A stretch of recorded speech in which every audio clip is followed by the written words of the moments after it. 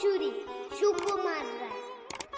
Head অফিসের বড় বাবু লোকটি বড় শান্ত, তার যে এমন মাথার ব্যামো কেউ কখনো জানতো?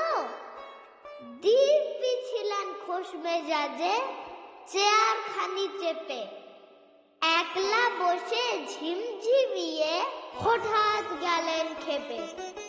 আঁতকে উঠে হাত পা ছুড়ে চোখটি করে গোল, হঠাৎ বলেন, গেলুম গেলুম আমায় ধরে তোল। তাই শুনে কেউ বদ্যি ডাকে, কেউ বা হাঁকে পুলিশ, কেউ বা বলে কামড়ে দেবে সাবধানে তুলিস। ব্যস্ত সবাই এদিক ওদিক করছে ঘোরাঘুরি। বাবু হাঁকেন, ওরে আমার গোপ গিয়েছে চুরি। গোপ হারানো আজব কথা, তাও কি হয় সত্যি? গোপ জোড়া তো তেমনিই আছে, কমেনি এক রত্তি। সবাই তারে বুঝিয়ে বলে, সামনে ধরে আয় না, মোটেও গোপ হয়নি চুরি, কখনো তা হয় না।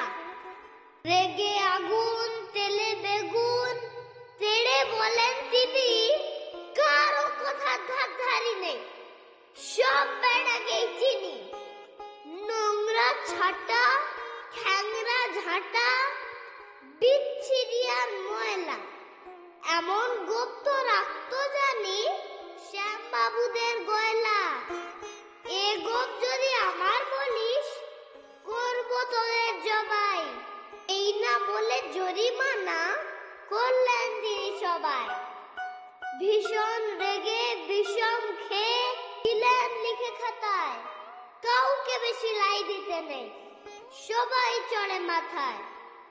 অফিসের এই বাঁদরগুলো মাথায় খালি গোবর, গোপ জোড়া যে কোথায় গেল কেউ রাখে না খবর। ইচ্ছে করে এই বেটাদের গোপ ধরে খুব নাচি, মুখগুলোর মুন্ডু ধরে কোদাল দিয়ে চাচ্ছি। গোপকে বলে তোমার আমার, গোপ কি কারো কেনা?